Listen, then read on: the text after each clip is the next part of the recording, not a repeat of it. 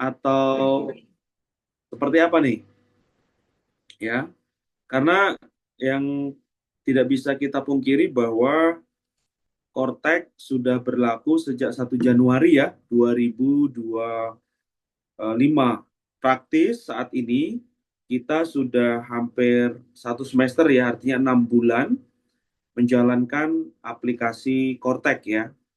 Tentu Bapak Ibu tantangannya tidak mudah, tapi hal-hal berikutnya nanti kita akan diskusi gimana sih cara meminimalkan error dan memaksimalkan efisiensi dalam rangka melakukan integrasi ya, nanti antara ERP yang Bapak Ibu pakai untuk SAP dengan integrasi dengan Pajak Express.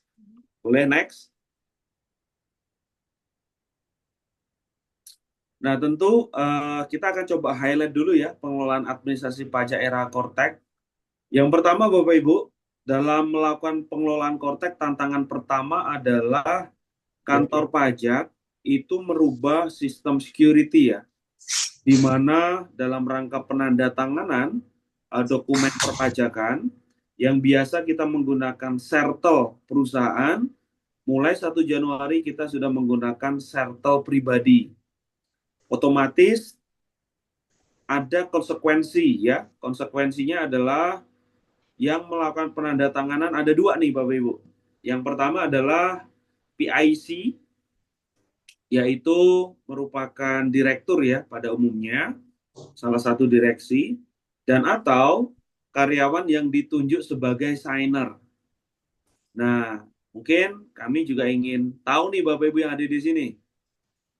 Kira-kira Bapak Ibu untuk login Cortex-nya untuk melakukan approval ya, untuk data faktur pajak atau bukti potong itu Bapak Ibu menggunakan login siapa? Apakah minta loginnya direktur atau login Cortex-nya pribadi nih Bapak Ibu dengan skema impersonating? Boleh Bapak Ibu bantu jawab tuh ya di kolom komen. Selama 6 bulan ini Bapak Ibu menggunakan akun direksi untuk melakukan approval atau menggunakan akun pribadi ya, di mana Bapak Ibu ditunjuk sebagai signer. Nah, tentu Bapak Ibu yang perlu Bapak Ibu garis bawahi bahwa tantangannya adalah ketika Bapak Ibu menggunakan akun direksi, artinya Bapak Ibu direksi yang bersangkutan, saya nggak tahu, menyerahkan akun ke Bapak Ibu sadar atau nggak sadar. Karena tantangannya adalah kalau akun direksinya diserahkan kepada Bapak Ibu, maka Bapak Ibu bisa login di Cortex-nya direksi. Artinya, nanti kalau ada pelaporan SPT pribadi, maka SPT pribadi direksi akan dapat diketahui oleh Bapak Ibu. Nah, mungkin kalau sekarang belum sadar, kenapa? Karena tahun 2024, Bapak Ibu lapornya masih menggunakan e-filing atau e-form. Tapi hati-hati, nanti lapor pajak tahun 2025 yang dilakukan di Maret ya 2026 itu pelaporannya sudah di Cortex. Sehingga ketika Bapak Ibu menggunakan akun direksi, otomatis absolutely Bapak Ibu akan mengetahui data-data yang sifatnya private and confidential. Nah, ini hati-hati nih. Pertanyaan berikutnya adalah, apakah direksi Bapak Ibu sadar akan hal itu? Nah, ini penting. Kenapa? Karena atas security baru di Cortex ini ternyata bisa diantisipasi. Nah, bisa diantisipasi dengan apa? Ternyata, Bapak Ibu, Cortex secara kebijakan DJP memperbolehkan ya user untuk menggunakan aplikasi di luar Cortex. Salah satunya adalah dalam rangka pemanfaatan fitur impersonating ya. Mungkin nanti saya akan bahas tuh dengan Pak Catur ya. Nanti kita akan bahas terkait dengan itu. Tapi tantangannya apa? Tantangannya ini role-nya ini nggak bisa dipisahkan kan gitu ya. Karena atas hal tersebut nanti bisa menjadi problem di kemudian hari. Next. Nah, tantangan berikutnya Bapak Ibu. Bapak Ibu waktu input data di Kortek, pertanyaan saya, manual atau impor? Data faktur dan ibu pot. Nah, Bapak Ibu yang hadir di sini nih, input data Kortek, manual, key in, ya key in itu manual gitu ya, atau impor. Wah, ini terima kasih nih, Bu Yuswa ya. Ini ada Pak Lenovo manual ya. Pertanyaan berikutnya, kalau manual berarti kan depends on human ya. Depends on human. Termasuk untuk impor juga sama. Impor itu tetap harus ada penyesuaian template impor XML ya, Bapak Ibu ya. Berarti di sana ada keterlibatan Bapak Ibu untuk melakukan proses pengolahan data dari data SAP ya, dari ERP dikeluarkan, sesuaikan template kan gitu ya. Nah, pertanyaan berikutnya adalah ada efeknya nggak? Satu, kalau datanya banyak ya menimbulkan apa? Time consume ya. Waktunya Bapak Ibu lumayan ya. Belum lagi stres kalau konteksnya error ya. Kemudian kalau Bapak Ibu bisnisnya berkembang, maka jumlah fakturnya bisa jadi bertambah banyak, berarti akan menambah resource. Ya, apa? Rekrutmen lagi, konsekuensinya kan gitu. Belum lagi resiko nanti kalau ada Bapak Ibu ya, udah stresnya ada dua nih. Stres kerjaan pusing, ada stres yang lain juga nih. Ya, stres di rumah, habis berantem sama teman, kan gitu ya. Menyebabkan apa? Nggak fokus. Sehingga yang terjadi apa? Waktu memasukkan datanya bisa terjadi apa? Human error. Oke? Nah, problemnya adalah kalau human error itu ya menyebabkan kesalahan input dan menyebabkan potensi kurang bayar pajak, maka akan terdapat cost compliance yang baru Bapak Ibu tanggung ya. Beban pajak, sanksi pajak, termasuk psychological cost. Nah, itu terjadi kalau apa? Kalau tadi proses penginputannya itu dilakukan secara ordinary. Entah itu key in, manual, atau melakukan impor via XML. Artinya apa? Tidak ada integrasi dengan ERP yang Bapak Ibu pakai, termasuk SAP yang Bapak Ibu pakai. Dan nanti akan dielaborasi lebih jauh nih dengan Pak Yosep ya, bagaimana konsep integrasi itu ternyata bisa memudahkan Bapak Ibu untuk memitigasi resiko apa? Cost compliance dan psychological cost. Lanjut. Belum lagi aturan pajak bergerak dinamis. Terakhir kemarin Bapak Ibu barusan keluar aturan baru Per 11 2025. Ya, ini aturan teknis tata cara pembuatan faktur pajak, pembuatan bukti potong, pembuatan SPT kan gitu ya. Dan dalam aspek yuridis atau ketentuan perpajakan ini diatur secara detail. Problemnya Per 11 itu baru rilis kemarin 22 Mei 2025. Ya. Nah, dan kalau dibaca jumlah halamannya, itu batang tubuhnya aja sekitar 119 halaman, lampirannya ada 1040 halaman. Kalau kita total itu sekitar 115.000 ya. Oh, bukan. 1.150-an halaman. Intinya di atas 1.000 halaman lah. Pertanyaan berikutnya saya ingin tanya nih Bapak Ibu. Bapak Ibu udah baca belum? Per 11 2025. Mungkin ada yang bilang nih, Pak Catur ya, sudah. Baca apanya? Baca judulnya toh. Nah, kenapa? Karena ini pengaturan Omnibus Law. Omnibus Law terkait dengan aturan teknis pajak. Jadi ada PPN, ada Ibu Pot 21, ada Ibu Pot unifikasi.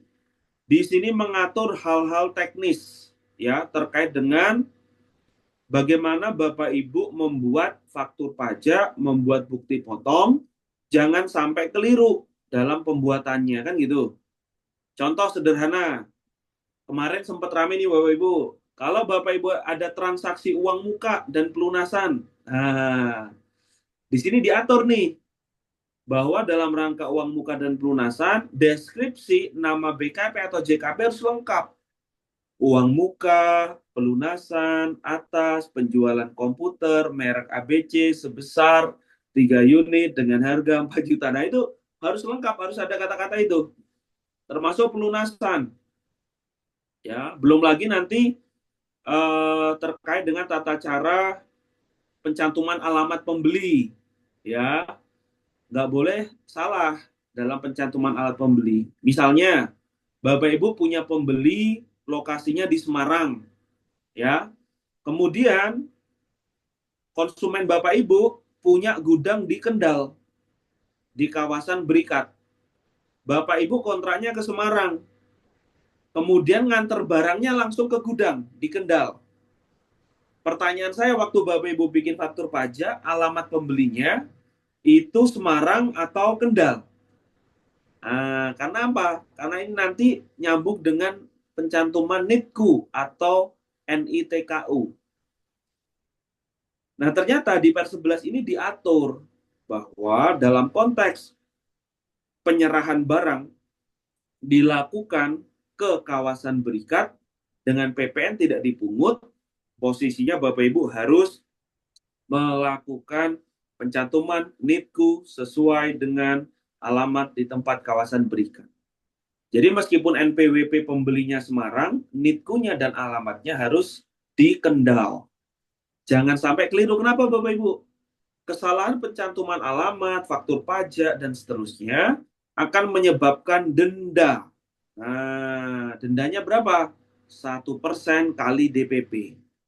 Pertanyaan berikutnya, 1% kecil nggak? Kecil, kalau dikali 10 juta. Ya, 10 juta kali 1% berapa nih Mas Catur? 10.000. Ya, 100.000. 100.000. Kecil ya? Pertanyaan berikutnya, kalau Bapak Ibu sales atau penjualan Bapak Ibu misalnya 50 miliar dan fakturnya dianggap salah semua, berarti 1% kali 50 miliar. Itu bukan lumayan lagi Bapak Ibu, itu lumanyun. Ya. Kenapa?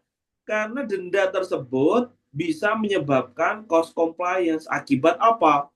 Tidak dilakukan pemahaman secara yuridis, secara ketentuan, dan menggunakan tools atau alat yang tidak terintegrasi yang menyebabkan apa? Human error dalam rangka penginputan datanya kan gitu ya. Nah, maka dari itu di Per 11 2025 ini ternyata mengatur mengenai saluran pembuatan e-faktur maupun e-bukpot. Boleh? Next. Nah, untuk e-faktur dulu nih. Ternyata di pasal 40, 41, 134 Per 11 2025 di sana disampaikan pembuatan faktur pajak itu ada 3 saluran. Pertama itu di Kortek, ya, di modul e-faktur di Kortek. Yang kedua, aplikasi e-faktur desktop yang lama, ya. Dan yang ketiga, ternyata bisa melalui laman aplikasi lain, ya, yang terintegrasi dengan DJP, yaitu melalui apa? PJAP. Nah, penyedia jasa aplikasi perpajakan. Jadi kalau bikin faktur pajak ternyata ada 3 channel. Begitu juga dengan Ibu Pot. Ibu Pot selain dibikin di Kortek, ternyata di aturan di pasal 6 ayat 2 dan 3 untuk PP 21 atau pasal 17 ayat 2 untuk unifikasi ternyata juga bisa bikin bukti potong di luar Kortek, yaitu menggunakan apa? PJAP. Oke ya, atau penyedia jasa aplikasi perpajakan. Saya pengen tahu nih Bapak Ibu yang ada di sini, pernah dengar nggak PJAP itu apa? Coba Bapak Ibu komen. Sudah pernah dengar belum PJAP atau baru baru dengar? Barusan. PJAP, penyedia jasa aplikasi perpajakan. Nah, ini Bu Teti baru dengar. Ini Pak Lenovo ya, baru dengar Pak. Oke. Bu Tania sudah pernah dengar. Baik, berarti ada yang baru dengar, ada yang sudah dengar. Kalau yang baru dengar, saya pastikan selama ini Bapak Ibu bikin faktur pajak sama Bupos, saya pastikan di Kortek. Dengan segala error-error yang ada tadi ya. Nah, saya ingin ngasih tahu nih Bapak Ibu, apa itu PJAP? Boleh next? Jadi, kalau Bapak Ibu ke pajak.go.id, ya ke websitenya si DJP, ya, Bapak Ibu cek di sebelah kanan. Nah, itu ada tombol atau menu PJAP. Nah, itu nanti Bapak Ibu coba klik deh. Diklik tuh. Coba next. Waktu Bapak Ibu klik, Bapak Ibu di sini ada daftar PJAP termasuk siapa sih PJAP itu kan gitu ya.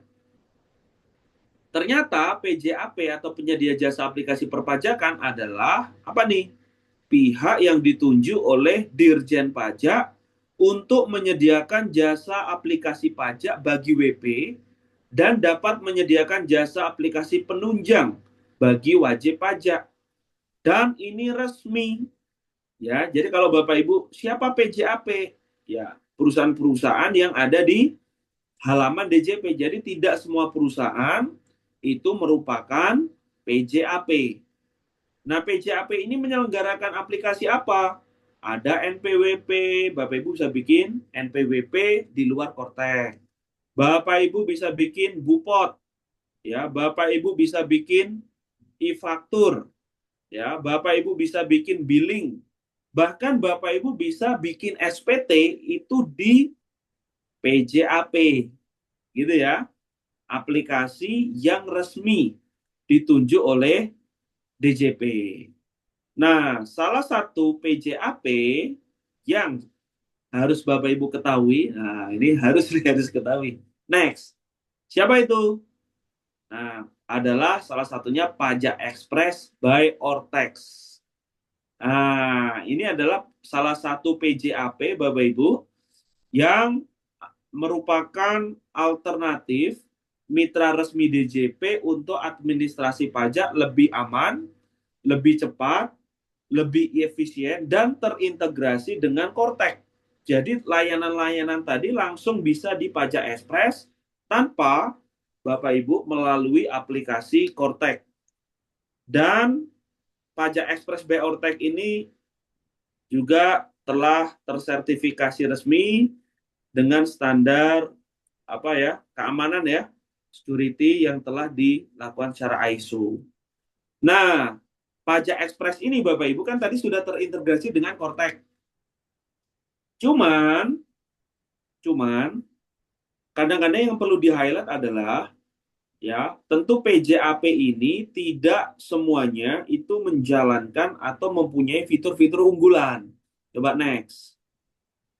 Kebetulan Pajak Express ya di sini telah tersertifikasi ya 27001 Sistem Manajemen Keamanan Informasi, kemudian di bawah naungan Ortek ya, makanya Pajak Express by Ortek ya, legal standingnya kurang lebih seperti itu dan resmi diawasi oleh DJP. Nah, atas dasar itu ya Bapak Ibu, Pajak Express ini kalau Bapak Ibu tanya berarti Bapak Ibu bisa bikin faktur pajak, bukti potong ya, bisa bikin apa?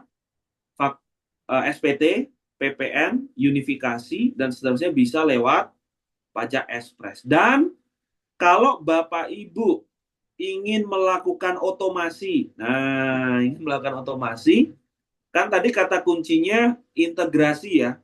Bisa nggak ya Pak, saya bikin invoice. Biasanya kan Bapak Ibu bikin invoice-nya di SAP ya, atau di ERP Bapak Ibu bikin invoice. Bisa nggak Pak, saya langsung bikin invoice, ketika invoice-nya jadi, faktur pajaknya langsung jadi. Saya nggak perlu lagi ke Kortek, saya nggak perlu lagi bikin template import, langsung otomatis. Jadi dari SAP atau dari ERP Bapak Ibu, ya langsung datanya diangkut ke server DJP. Ya, server DJP melalui PJAP, salah satunya ada Pajak Express. Nanti secara teknis mungkin akan dijelaskan lebih lanjut ya oleh Pak Yosep, bagaimana teknis supaya nanti Bapak Ibu bisa mengintegrasikan antara pajak ekspres dengan SAP Bapak Ibu. Harapannya apa? Ya, harapannya supaya otomasi itu bisa dilakukan. Gitu ya. Gitu. Nah,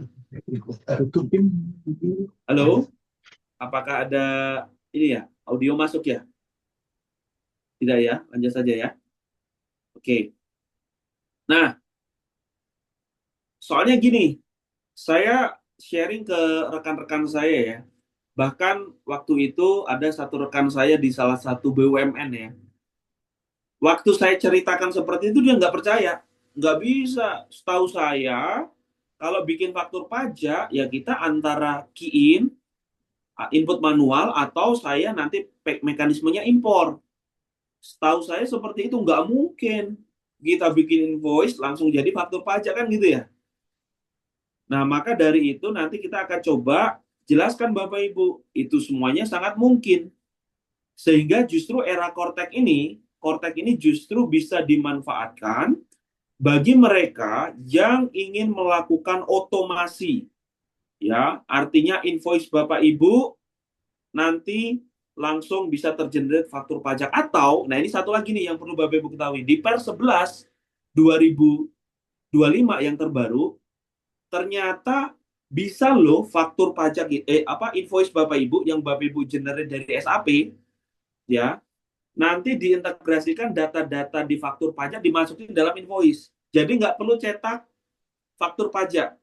Jadi satu invoice itu nanti di custom, di dalamnya ada isian nomor seri faktur pajaknya juga, data-datanya itu bisa, tetapi hanya bisa melalui PJAP, salah satunya pajak ekspres.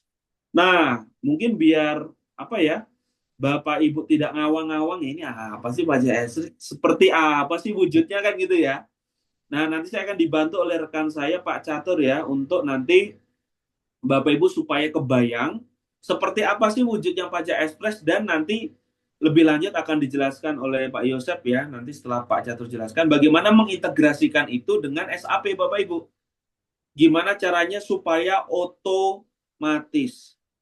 Lah kalau nanti otomatis kerjaan saya apa Pak? Kan gitu ya. Ya, kerjaan Bapak Ibu tidak lagi ke hal-hal yang sifatnya administratif, lebih kepada hal yang sifatnya strategis.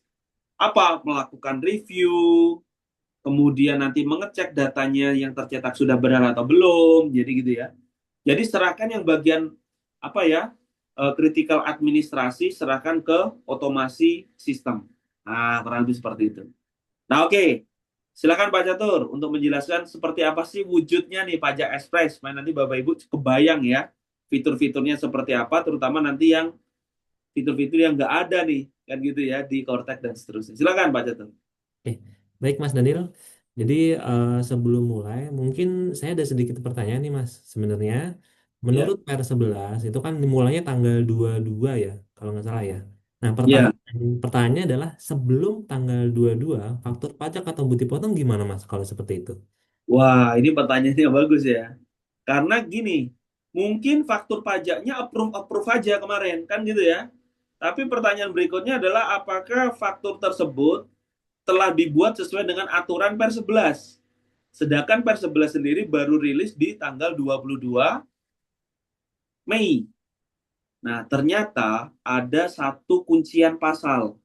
Nah, di pasal 143, di sana disampaikan data yang di-create dari Kortek, baik itu data PPh, PPN, termasuk faktur pajak, yang dibuat melalui Kortek atau PJAP dari tanggal 1 Januari sampai dengan aturan belum rilis tanggal 21 Mei, maka dianggap sah dan dianggap lengkap sesuai dengan ketentuan pajak. Alhamdulillah, lega ya. Sehingga Bapak Ibu bisa fokus ke depannya untuk ya membuat faktur pajak sesuai dengan ketentuan, plus supaya otomasi tadi bisa dilakukan. Gitu. Oke, terima kasih Mas Daniel. Jadi udah kebayang ya Bapak Ibu juga. Jadi untuk faktur pajak atau bukti potong sebelumnya ya dianggap sah, berarti aman. Berarti kita akan fokus forward ke depan aja. Jadi untuk yang lama-lama kita bisa eliminir lah untuk error-error tersebut. Oke. Jadi kurang lebih untuk dari aplikasi Pajak Express itu nanti tidak menggunakan akun NIK atau akun NPP dari PIC atau sender yang bersangkutan. Jadi pakainya email dan password gitu. Jadi nanti ketika udah masuk ke Pajak Express menggunakan email dan password, ini boleh email perusahaan, boleh email pribadi ya. Jadi bebas. Terus setting yang perlu dilakukan yang paling utama tadi disebutkan bahwa kalau di Cortex Bapak Ibu bisa login menggunakan PIC atau signer, data konfidensial dari PIC atau signer tersebut itu akan kebuka. Nah, itu lumayan problem untuk Bapak Ibu juga nih. Atau cara kedua, Bapak Ibu dibuat menjadi signer.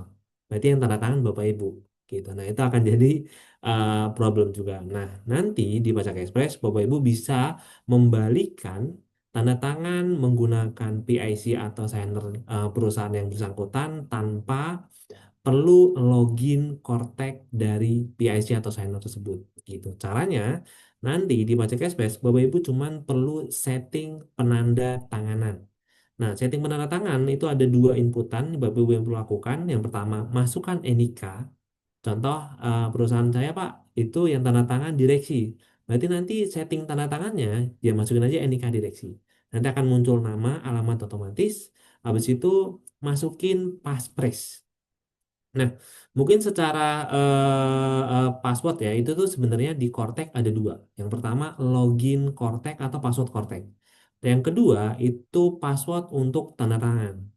Nah, di Baca Cashback itu tidak memerlukan password login Cortex, hanya membutuhkan password tanda tangan atau passphrase menyebutnya. Sehingga Bapak Ibu, data konfidensial dari PIC atau channel itu masih bisa terjaga. Seperti itu. Nah, ketika udah direkam, Bapak Ibu, kita akan lanjut ke fitur selanjutnya.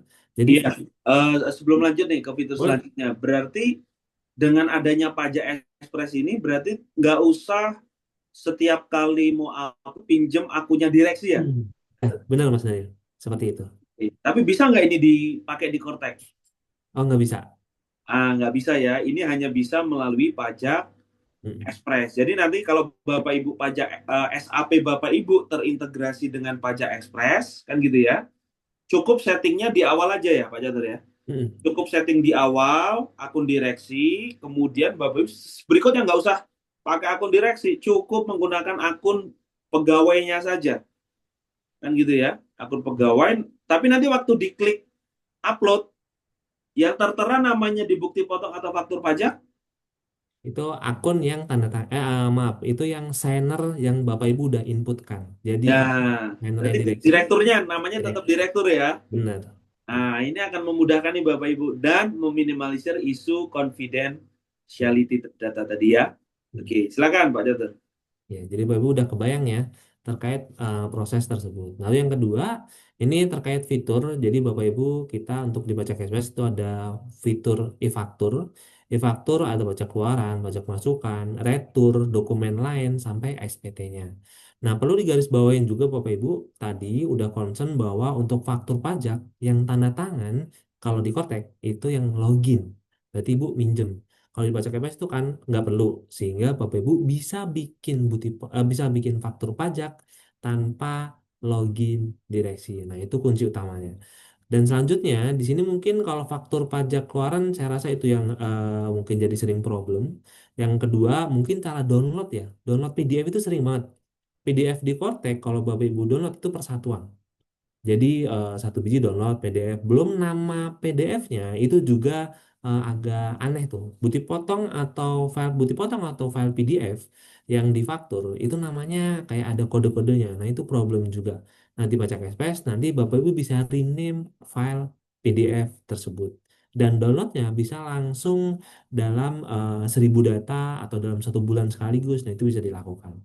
Terus untuk pajak masukan mungkin yang jadi kendala juga Bapak Ibu dari sisi administratif biasanya untuk pajak masukan Ibu kan harus rekon terlebih dahulu ya dari pembelian. Nah, kalau di Cortex Bapak Ibu ya harus satu-satu. Contoh, ternyata ganti masa pajak nih, mau dikreditin, cuman ganti masa pajak. Masa pajak awalnya sekarang Juli, maunya ke Agustus. Nah, itu kalau di Cortex satu-satu. Tapi kalau nanti di Pajak Express, Bapak Ibu bisa checklist, kreditin, pindah ke masa pajak yang lainnya. Seperti itu. Nah, itu untuk pajak masukan. Kalau retur, saya rasa nggak terlalu banyak masalah. Dokumen lain juga sama. Nah, kita geser aja. Nah, untuk fitur selanjutnya itu ada di Bupot 21. Jadi 21 sendiri skemanya di kami itu sebenarnya ada dua, ada master data sama bukti potong yang biasa. Jadi kalau Bapak Ibu belum punya penghitungan PPh satu, nah kami provide nih Bapak Ibu.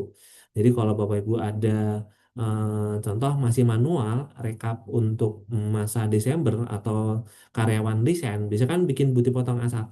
Nah, A1 ini kan direkap tuh dari Januari, Februari, dan seterusnya sampai resign atau Desember. Nah, di Pajak Express itu kita udah maintain untuk rekap tersebut. Jadi Bapak Ibu nggak perlu rekap lagi. Itu kita provide di Pajak Express. Nah, itu salah satu fitur yang mungkin Bapak Ibu bisa terapkan. Lalu untuk unifikasi, saya rasa nggak jauh berbeda. Untuk unifikasi yang tadi saya info juga, nama bukti potong, filter, kita juga sampai non-resident, store sendiri, 26. Nah, itu sebenarnya sudah terakomodir di Pajak Express. Lalu yang terakhir, nah ini mungkin Bapak Ibu juga sering mengalami nih. Jadi yang pertama, kalau boleh saya sharing, biasanya ketika dapat data vendor baru atau data pegawai baru, Bapak Ibu suka concern nggak terkait nama atau NIK itu nggak sama atau nggak match. Jadi ketika bikin bukti potong, ketika bikin faktur, loh ini kok namanya beda? Atau alamatnya kok tidak sesuai. Nah, Bapak Ibu nanti tenang aja, di Baca Kasus itu ada fitur namanya VSWP. Cek NPP atau cek NIK.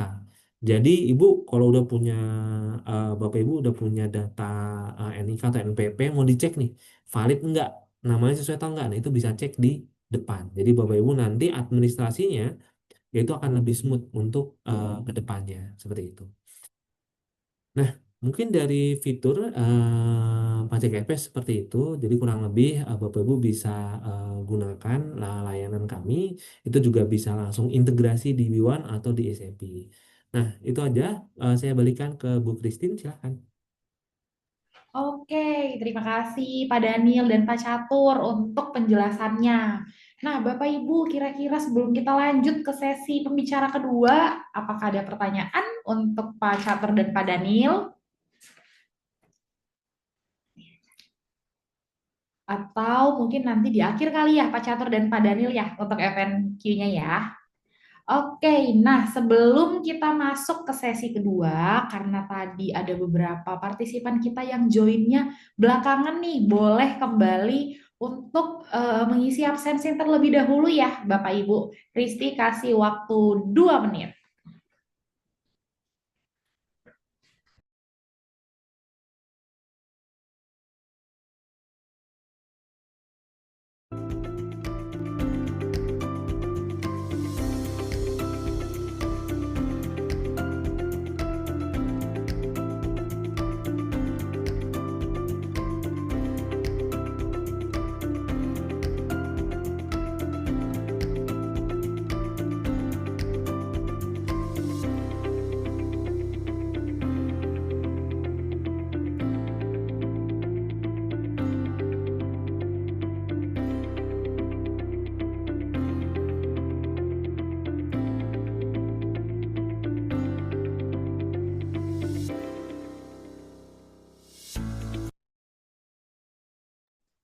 Oke, kalau misalnya kita sudah menerima nih link absensinya.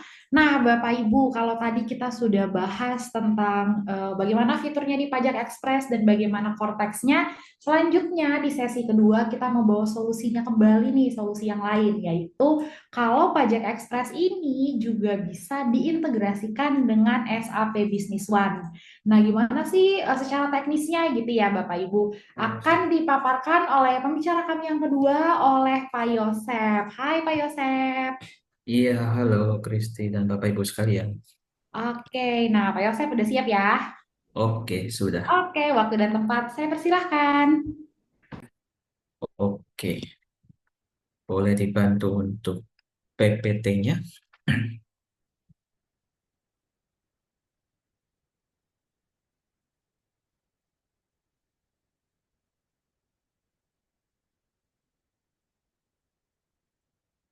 Oke, sebelumnya salam kenal Bapak Ibu semua. Tadi kalau sebelumnya itu kita kenalan dengan PJAP Pajak Ekspres gitu ya. Nah, sekarang kita kenalan dengan satu sistem ERP. Kalau Bapak Ibu mungkin pernah dengar ya istilah ERP. Nah, ini kita namanya adalah SAP. Nah, SAP-nya sendiri kita yang versinya yang Business One gitu ya. Nah, mungkin bisa di next. Oke, mungkin sedikit perkenalan singkat lah ya tentang SAP. Jadi SAP itu adalah aplikasi untuk ERP, jadi satu sistem yang semuanya terintegrasi, terpusat untuk perusahaan Bapak Ibu semua. Nah, itu kita base-nya ada di Jerman dan itu udah lebih dipakai di lebih dari 400.000 bisnis di seluruh dunia gitu ya. Nah, keunggulannya SAP Business One, terutama dibandingkan dengan ERP yang lain adalah kita bisa mengintegrasikan dengan banyak banget apa ya namanya boleh dibilang third party gitu ya. Contohnya kayak Pajak Express. Nah, jadi nggak hanya sekedar hanya untuk ERP doang. Jadi ERP yang powerful gitu. Bahkan sudah sampai ada fitur AI-nya, Artificial Intelligence-nya gitu. Oke, mungkin boleh di next. Nah, ini ya tadi apa namanya asal muasal atau backgroundnya kenapa sih kita adain acara hari ini? Kenapa kita membahas topik ERP SAP Business One ini? Kenapa harus diintegrasikan dengan Cortex seperti itu ya?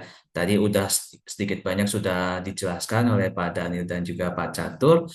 Nah, jadi di sini yang akan kita integrasikan dari ERP SAP Business One itu e-fakturnya, kemudian Bupotnya, kemudian untuk yang pre-populatednya juga seperti itu ya. Oke, next. Nah, ini tadi juga sudah banyak dijelaskan ya. Jadi kalau tidak diintegrasikan, Bapak Ibu udah pakai SAP nih misalnya. Nah, cuman tadi kalau Bapak Ibu input invoice di SAP, terus harus diinput ulang nih ke aplikasi DCP-nya, entah tadi entry manual atau menggunakan XML gitu ya. Itu kan berarti ada proses 2 kali kerja gitu. Nah, integrasi ini mengeliminasi proses 2 kali kerja itu. Jadi Bapak Ibu cukup input invoice itu nanti udah langsung kebuat juga di DCP faktur pajaknya. Kemudian kalau misalnya di SAP Bapak Ibu input invoice, kemudian tadi di input lagi manual, itu tadi ada ngisi ya itu tadi yang nggak fokus misalnya ya no, angkanya DPP-nya salah, MPWP-nya salah atau yang lain-lainnya salah, berarti tingkat kesalahan atau human error-nya tinggi. Dan juga kalau misalnya harus diekspor dulu datanya dari SAP, diubah dulu formatnya ke XML, baru diupload, itu takes time. Dan juga tidak real time gitu ya, karena ada proses waktu tadi yang memakan waktu, makanya datanya itu antara nginput di SAP-nya hari ini bisa-bisa bikin di DCP-nya bisa besoknya atau 2 hari kemudian seperti itu. Padahal udah dikejar-kejar sama customer nih, mana nih faktur pajaknya gitu kan. Nah, jadi kalau udah integrasi, datanya di input sekarang, udah langsung kebuat di Cortex-nya gitu. Oke, oke kita bisa next.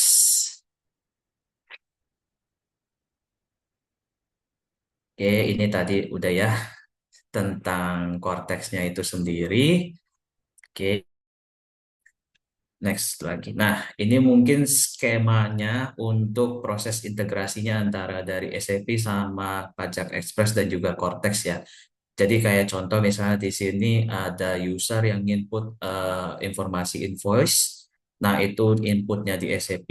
Nah, nanti dari SAP ini akan kita kirimkan informasi tadi datanya melalui API.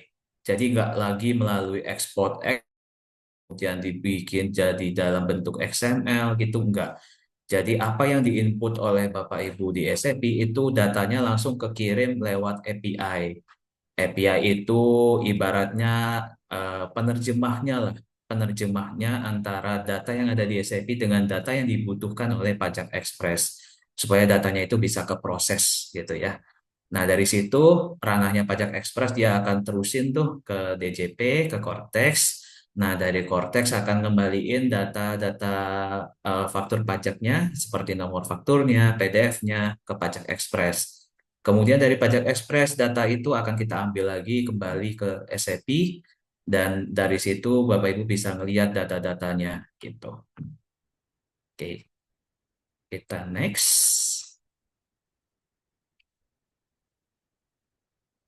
Ya, ini tadi secara garis besar untuk tujuannya ya. Jadi kenapa kita harus integrasi?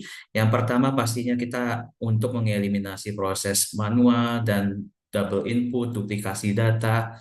Kemudian juga kita bisa menjadikan SAP itu sebagai single source of truth. Maksudnya adalah kalau kalau misalnya kita punya banyak sistem dan datanya itu beda-beda semua, nah, itu nanti akan jadi pertanyaan, sebenarnya data yang benar tuh yang mana sih gitu kan.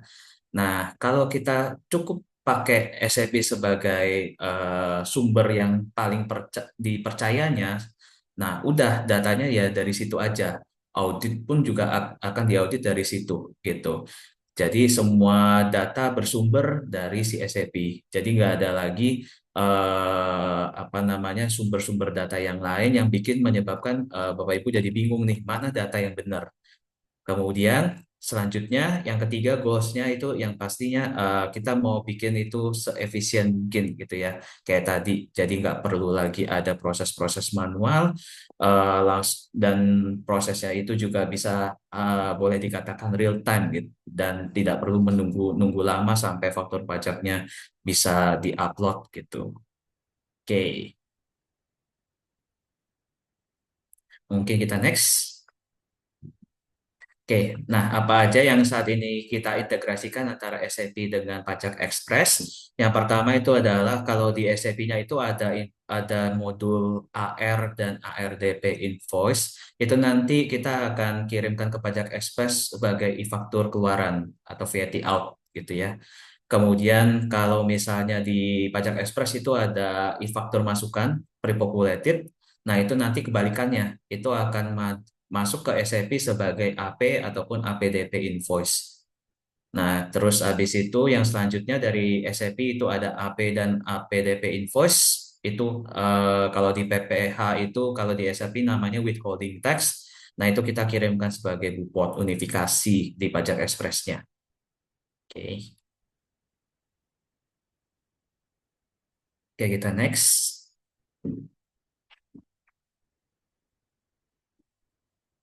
Oke, jadi kalau misalnya sudah menggunakan integrasi, yang pertama tadi SAP sebagai pusat data ya, single source of truth tadi. Kemudian proses pajak itu jadi Bapak Ibu nggak perlu bolak-balik SAP Cortex, kecuali kalau Bapak Ibu mau monitoring ya. Nah, nggak perlu lagi pakai aplikasi-aplikasi tambahan, cukup hanya input di SAP udah langsung muncul di Cortex-nya gitu. Kemudian monitoringnya pun juga Bapak Ibu juga lebih enak ya karena di situ real time. Jadi datanya Bapak Ibu bisa ngecek apakah data saya invoice-nya ini udah masuk belum ya ke Pajak Express-nya, udah masuk belum ya ke Cortex-nya, terus udah dapat nomor fakturnya belum ya kayak gitu. Nah, itu nanti Bapak Ibu bisa cek statusnya langsung. Nah, kemudian minim human error karena ya itu tadi ya nggak ada proses input-input ulang lagi, jadi cukup sekali input udah langsung semuanya datanya terintegrasi. Oke. Oh, sama satu lagi tadi soal di Pajak Express kan tadi yang udah sempat dijelasin sama Pak Catur ya soal verifikasi VSWP ya Pak Catur ya. Nah, itu juga. Jadi kalau di di Cortex itu, kalau misalnya kita kirim faktur pajak keluaran, kalau kita ngirim NPWP-nya ngasal, itu nggak bisa, Bapak Ibu. Jadi di proses di Cortex itu ada proses validasinya dulu, NIK ataupun NPWP-nya. Nah, nanti kalau misalnya Bapak Ibu bikin invoice di SAP, kemudian dicoba kirim ke Pajak Ekspres dan ternyata dapat balikannya NPWP tidak valid gitu. Nah, itu Bapak Ibu bisa langsung tahu nih, oh, ini kayaknya NPWP customer-nya ada yang salah nih gitu. Entah mungkin NPWP-nya masih 15 digit misalnya, yang paling sering kejadian seperti itu. NPWP customer-nya masih 15 digit, belum dipadankan, jadi belum belum kedetek di korteksnya seperti itu. Nah, dengan adanya validasi itu, Bapak Ibu bisa langsung cek ke data di SAP-nya. Oh iya, bener nih datanya salah nih. Langsung diperbaikin di situ, proses ulang, selesai. Setelah itu dia berhasil validasi, selesai. Bisa masuk ke korteksnya. Gitu. Oke ya. Nah, mungkin untuk slide-nya nggak usah banyak-banyak. Saya mau coba share screen untuk contohnya gambar supaya Bapak Ibu ada gambarannya SFI itu bentuknya seperti apa sih sama monitoringnya itu seperti apa gitu ya. Ini saya coba share screen.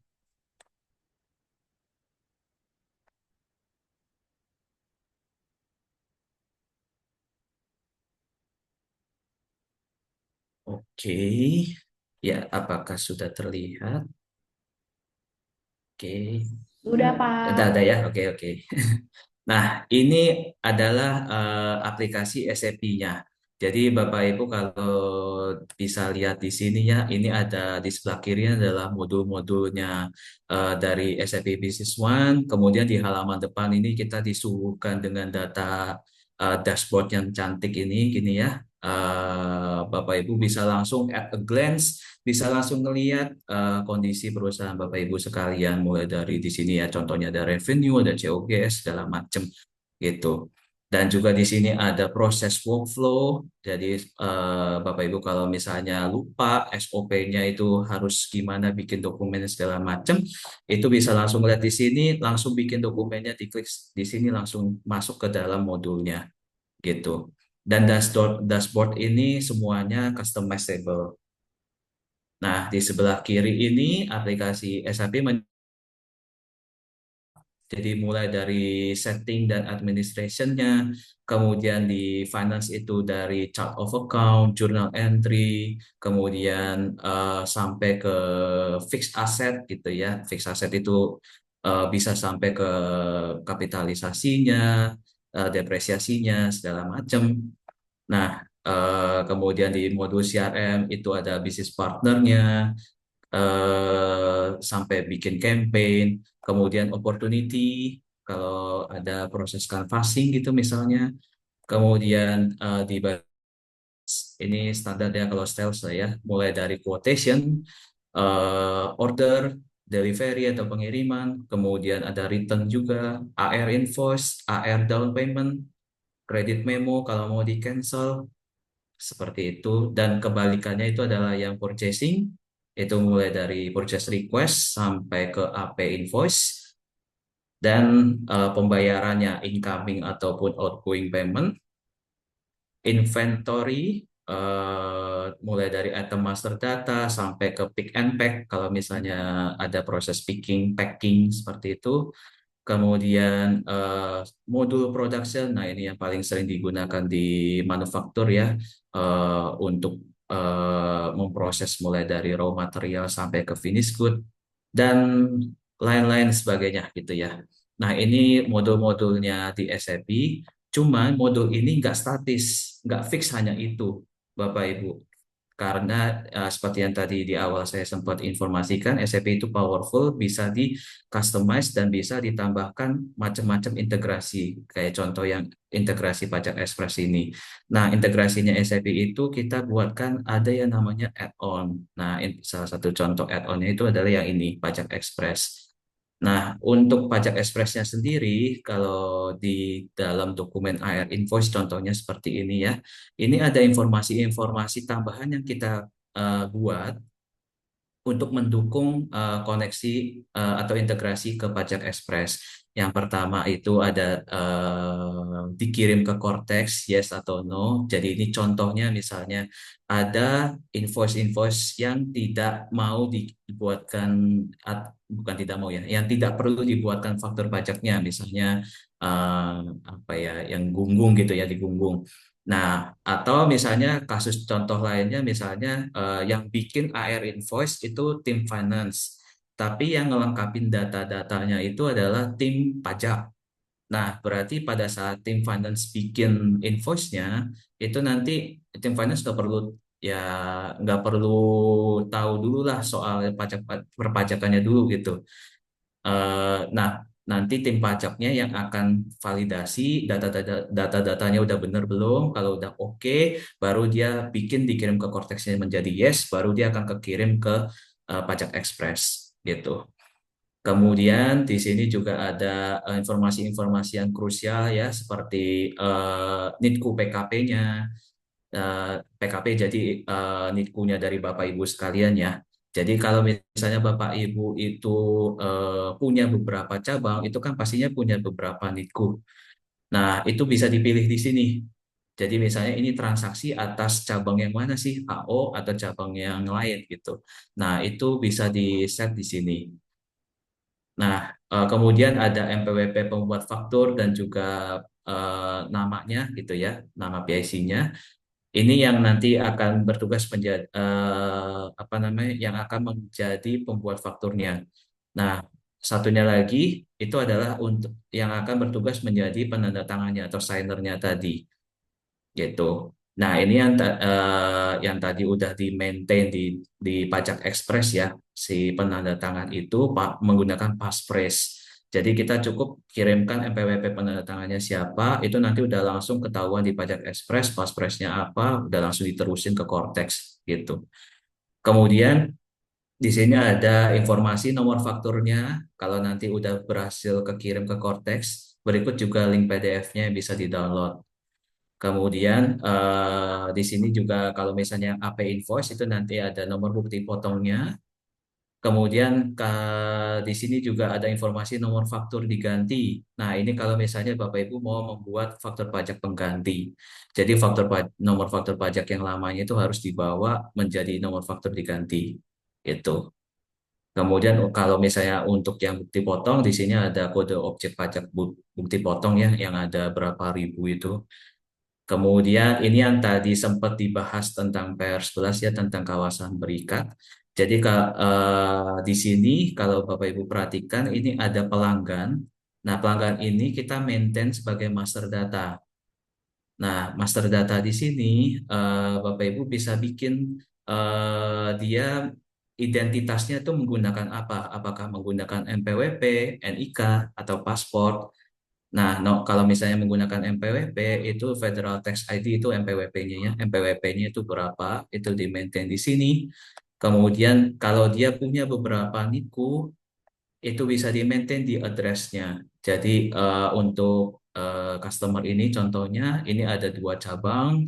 Cabang default-nya adalah yang ini. Kemudian ini adalah NIKU default-nya dia. Dan dia bukan merupakan kawasan berikat. Kalau contohnya misalnya dia punya cabang yang lain kayak tadi yang di Kendal itu ya, contoh dari Pak Daniel, ini kawasan berikatnya ya, bisa dibikin sebagai yes. Jadi kalau misalnya Bapak Ibu nanti di invoice-nya bikin kawasan berikatnya yes, berarti dia akan langsung mengikuti NIKU-nya yang ini. Gitu. Jadi nggak ada lagi tuh salah-salah. Ini Semarang atau Kendal ya, pakai NIKU-nya gitu. Jadi Bapak Ibu tinggal tentuin, oh ini kawasan berikat, oke. Langsung dia akan nyesuaiin NIKU-nya. Itu. Oke. Kemudian yang satu hal lagi yang sering dibahas itu kalau di faktur pajak di Cortex sekarang harus benar-benar strict ditentukan jenis barangnya, kemudian kodenya, sama UOM-nya atau Unit of Measurement-nya ya. Pieces atau yang lainnya gitu. Nah, contohnya di sini jenis barangnya itu apakah dia barang atau jasa. Kemudian kode barangnya itu kalau istilah itu apa ya, HSE code ya. Nah, itu kalau di Cortex itu ada banyak banget. Nah, itu kodenya bisa juga dibikin default, termasuk juga untuk yang UOM-nya. UIM-nya juga ada banyak yang dari Cortex ya. Nah, ini semua bisa dibikin default.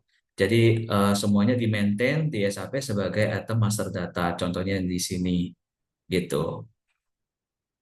Nah, jadi setiap kali Bapak Ibu pilih itemnya itu, ya udah pasti dia akan ngikutin kodenya adalah itu, barang jenis barangnya adalah itu, UIM-nya apa yang di set di situ gitu. Jadi nggak perlu lagi ada kesalahan salah pilih kode nih misalnya seperti itu ya. Oke. Nah, begitu Bapak Ibu add AR invoice-nya, nah itu sifatnya dia akan langsung kekirim ke Pajak Express. Nah, Bapak Ibu tinggal nunggu sampai udah dapat nomor fakturnya. Nanti tahu-tahu kalau Bapak Ibu refresh invoice-nya, ininya udah keisi nih gitu, nomor faktur sama link PDF-nya gitu. Nah, cuma kita sediakan satu fitur lagi bentuknya web seperti ini ya. Di sini untuk Bapak Ibu melakukan monitoring kalau misalnya mau ngelihat sampai ke error message seperti kalau misalnya ada error gitu ya. Nah, di sini ada beberapa contoh nih.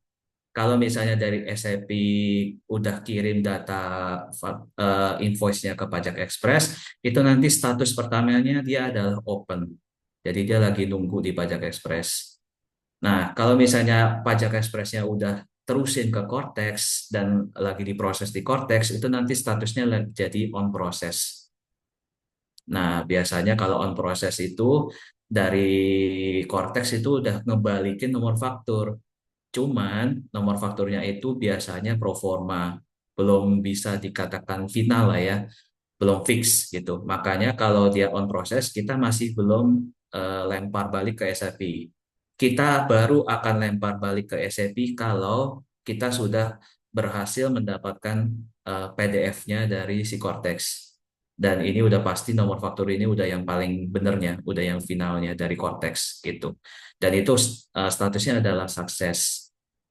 Nah, status terakhir adalah upload to SAP. Jadi kalau udah upload to SAP artinya data ini udah ada di SAP. Contohnya kayak tadi yang nomor invoice yang mana tadi ini 245 ya. Ini datanya sudah ada di sini gitu. Jadi semuanya nge-link, semuanya bisa terpantau. Oke. Mungkin itu aja yang mau saya show dari sisi integrasinya. Saya kembalikan kalau gitu ke Bu Kristi. Terima kasih. Oke, terima kasih ya Pak Yosef untuk penjelasannya. Nah, Bapak Ibu, dari penjelasan Pak Yosef kita udah sama-sama tahu ya, karena dari beberapa yang hadir hari ini ada yang sudah menggunakan SAP Business One. Nah, kita jadinya akhirnya tahu nih kalau nanti Bapak Ibu nggak perlu lagi capek-capek ekspor impor secara manual, karena dari SAP-nya sendiri itu udah bisa langsung integrasi ke Cortex melalui PJAP yaitu Pajak Express. Oke, nah kita akan masuk ke sesi Q&A. Tadi Pak Daniel, Pak Catur, dan juga Pak Yosep sudah memaparkan materinya. Nah, Bapak Ibu yang mau bertanya, boleh langsung melalui kolom chat atau boleh langsung unmute nih, biar lebih interaktif kita webinarnya kali ini. Oke, kita sudah ada terima pertanyaan dari Ibu atau Bapak Noia.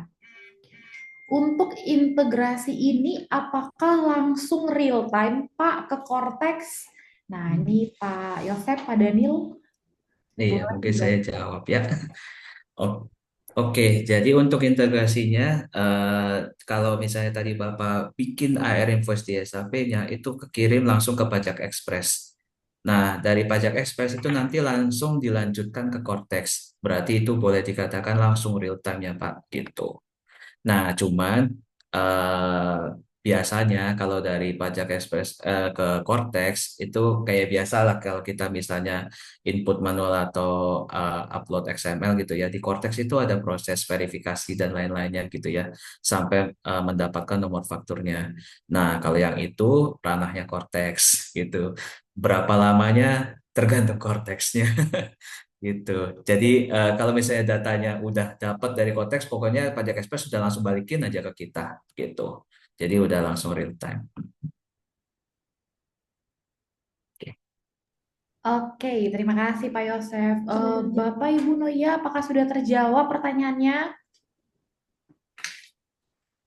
Kalau misalnya masih belum, itu boleh ya Bu, atau Pak nanti ditanyakan kembali. Oke, ada pertanyaan kedua dari Ibu Tania dari customer B1 nih, Andika Tegustia. Oh Untuk ya, oke. integrasi pajak masukan, gambarannya seperti apa ya Pak? Oh, oke. Ya, kayaknya tadi saya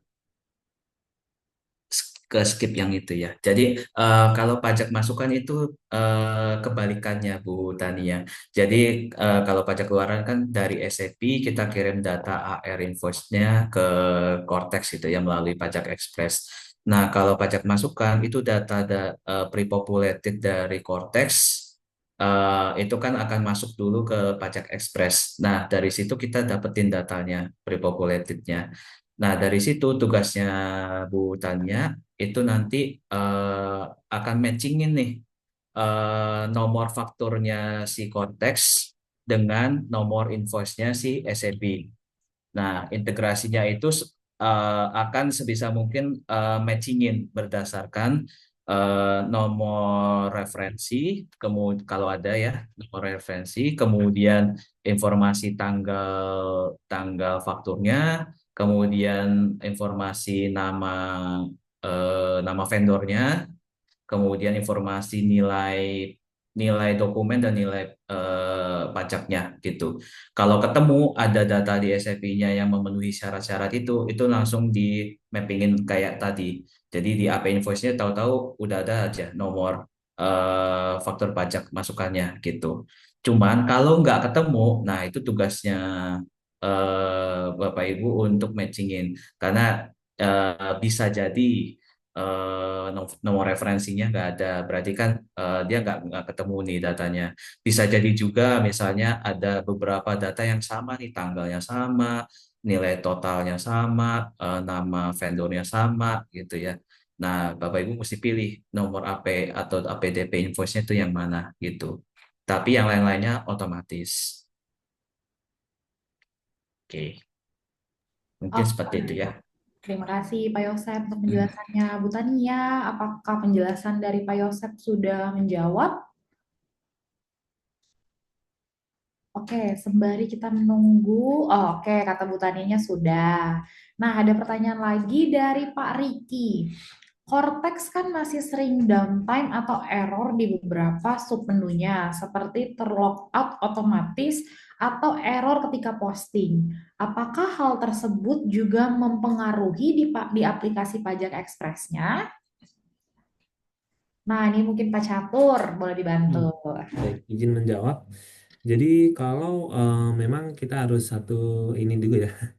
Jadi di Cortex sering terjadi downtime atau sering error karena ada beberapa mungkin sedang loadnya tinggi dan lain sebagainya. Nah, untuk pajak KP sendiri itu tidak langsung ke aplikasi Cortex kan. Langsungnya itu ke arah server Cortex. Jadi Bapak Ibu kalau buka akses Cortex itu sebenarnya websitenya yang dibuka. Nah, kalau websitenya yang dibuka itu biasanya sering downtime, sering terlogout dan lain sebagainya. Tapi kalau di pajak SPS Bapak Ibu tidak akses webnya, tapi akses langsung ke server Cortex-nya. Seperti itu. Nah, sehingga untuk isu-isu seperti terlogout atau belum terposting itu akan tereliminir karena akan langsung ke server Cortex. Namun perlu digarisbawahin jika terjadi problem di server Cortex, katakan 2 minggu lalu atau beberapa minggu lalu itu ada informasi bahwa Cortex sedang downtime, sedang ada pemeliharaan atau maintenance. Otomatis itu akan berpengaruh juga karena muaranya tetap ada di Cortex sehingga aplikasi Pajak Express masih bisa diakses tapi tidak bisa upload ke Cortex seperti itu. Nah, tambahan sedikit juga, jadi Bapak Ibu masih bisa bikin draft ya. Jadi draft itu seolah-olah udah menyiapkan data, kalau Cortex-nya sudah aktif, tinggal diklik-klik-klik, upload. Seperti itu. Jadi kerjaannya terbagi lah, seperti itu. Oke, siap. Terima kasih Kak Catur atas jawabannya Pak Riki. Kalau misalnya masih kurang jelas, boleh ya Pak, nanti ditanyakan kembali. Oke, kita ada pertanyaan lagi dari Bu Tania. Maaf Pak, saya izin bertanya lagi. Untuk PIB dan PEB apa juga terintegrasi? Nah, ini udah beberapa customer kita udah sempat nanyain PEB sama PIB. Di Pajak Ekspres itu udah ada ya, Pak Catur ya. Nah, ini kita udah cek dengan Pak Catur di Pajak Express ini udah ada fiturnya. Nah, ini saat ini kita proses ongoing development ya, Bapak Ibu, untuk yang PEB dan PIB ini. Roadmapnya itu kurang lebih mungkin estimasi kita itu di bulan depan udah bisa go live gitu.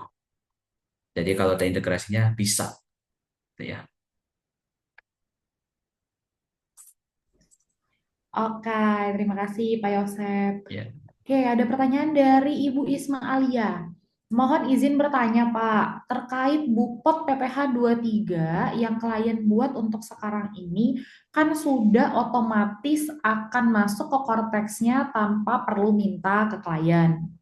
Saya menemukan ada Bupot PPh 23 yang double.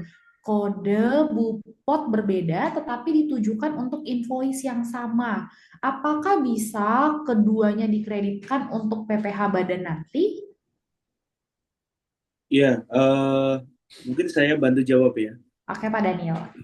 Baik, jadi memang error sistem Cortex saat ini itu salah satu yang terjadi adalah untuk invoice yang sama, dia seolah-olah mengcopy atau menduplikat menjadi ibu pot yang beda. Jadi ini menjadi tantangan tersendiri untuk Bapak Ibu menerapkan prinsip konservatif ya atau kehati-hatian. Jangan mengkreditkan keduanya. Nah, kalau Bapak Ibu mengkreditkan keduanya, maka kalau nanti ditemukan saat SP2DK atau pemeriksaan, maka SPT Bapak Ibu akan terjadi kurang bayar. Sehingga tetap penting untuk meng-cross-check kalau ada bupot yang double, cukup yang dikreditkan satu saja. Makanya kan sekarang ini memang belum ada Kortek untuk PPh Badan belum bisa diakses ya. Tapi rasa-rasanya meskipun nanti pre-populated, tetap nanti ada tombol mana yang mau dikreditkan, mana yang tidak dikreditkan. Harapannya gitu. Khawatirnya nanti kalau semuanya otomatis di lampiran kredit pajak, wah nanti ini merugikan WP. Karena kalau sampai ditemukan dan terjadi kurang bayar, nah ini akan menjadi problem di kemudian hari. Hati-hati. Kurang lebih seperti itu. Oke, terima kasih Pak Daniel. Gimana Bu Isma? Apakah sudah terjawab pertanyaannya? Oke, sembari kita nunggu Bu Isma ya, Pak Daniel, ini ada pertanyaan dari Pak Hardiman. Izin bertanya, Pak, untuk faktur pajak yang digunggung, apakah bisa juga terintegrasi dari SAP ke Cortex? Teknisnya bagaimana di SAP jika bisa? Nah, ini pertanyaannya kayak ke Pak Yosep ya. Oke. Oke. Iya, di Gunggung ini dalam artian beberapa invoice dijadiin satu nomor lah ya ceritanya. Benar nggak ya, Pak Hardiman?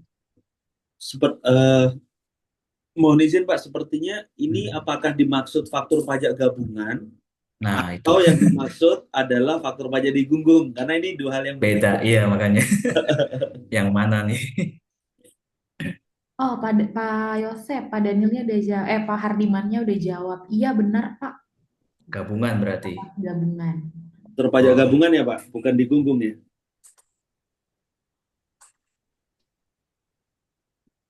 Pak Hardiman, kalau misalnya mau langsung boleh di-unmute aja Pak. Iya. Oke, terima kasih Pak. Selamat sore. Iya benar sore, Pak. Pak. Pajak khusus pajak yang digunggung Pak.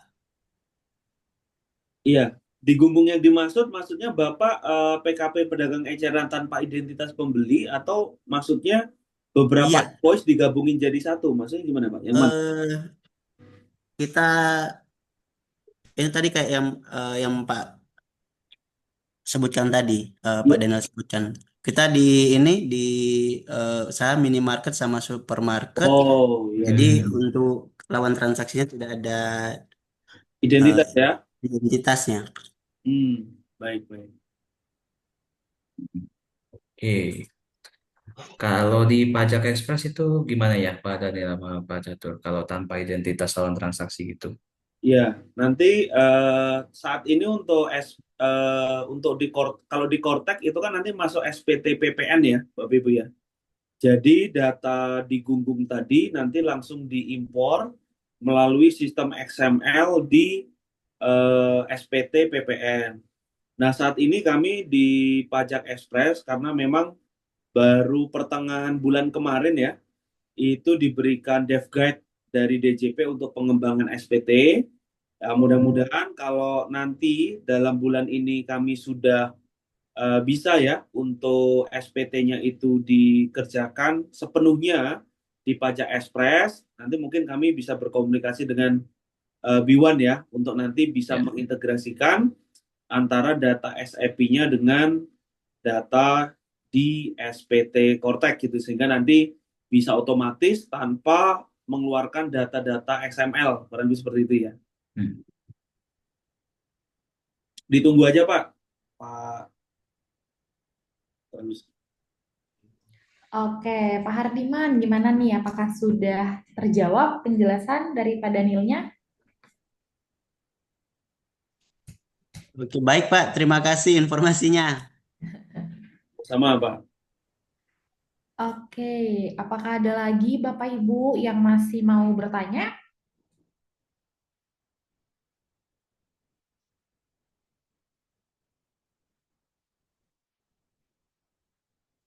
Hmm.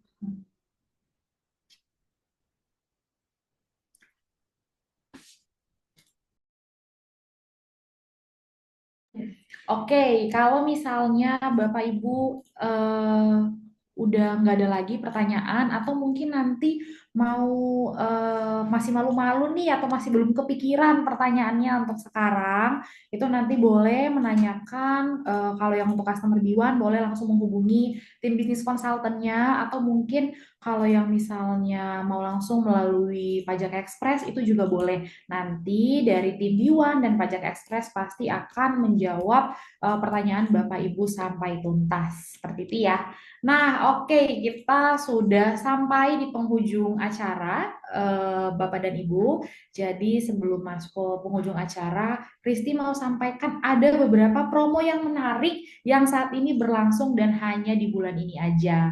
Oke, mungkin boleh dibantu share screen.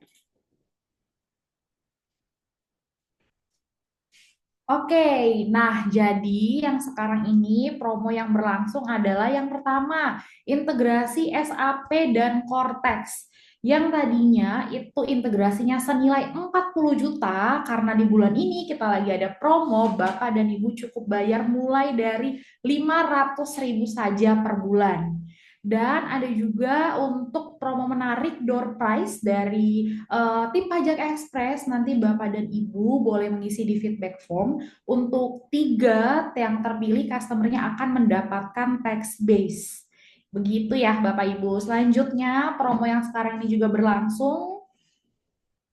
Ada untuk license Microsoft 365 dan itu saat ini lagi diskon up to 10%.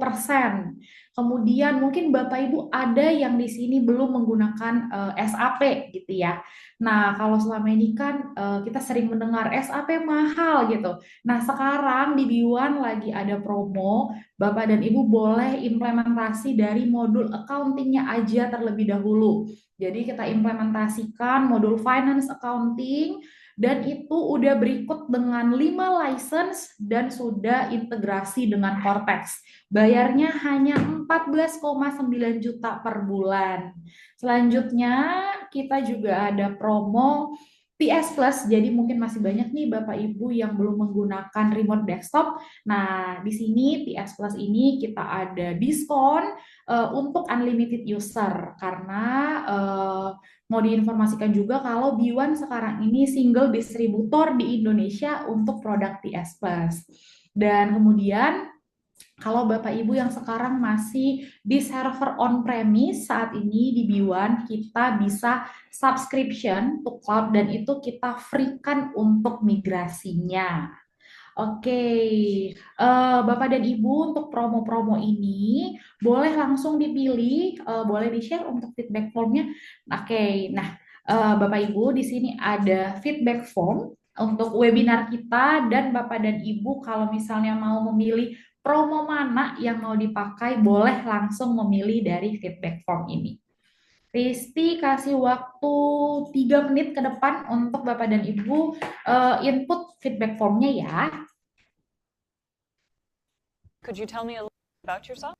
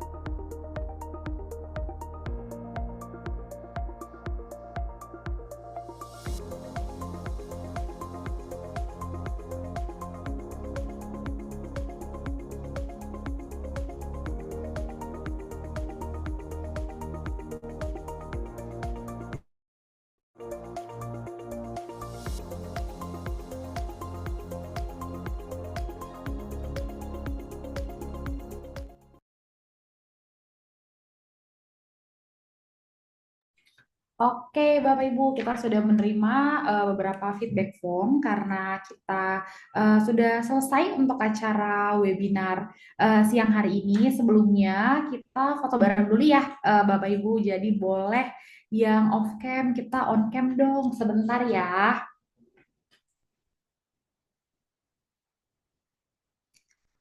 Oke.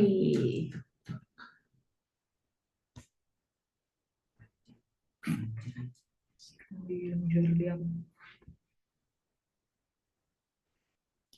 Oke, nah ini saya ambil ya, Bapak Ibu. 1, 2, 3. Satu kali lagi. 1, 2, 3. Oke, Bapak Ibu, terima kasih sekali lagi sudah hadir di acara webinar pada sore hari ini. Kalau misalnya Bapak dan Ibu mau tahu lebih lengkap lagi tentang update produk dari tim B1 ataupun Pajak Express, boleh follow media sosial kami. boleh follow sosial media untuk B1 ada di Instagram, Facebook, LinkedIn, dan juga Twitter, begitu juga dengan di Pajak Express. Sampai ketemu Bapak Ibu di webinar kita selanjutnya. Selamat sore. Selamat sore Bapak Selamat Ibu. sore, Bapak Ibu semua. Terima Sore. kasih. Sore. Oke. Sore.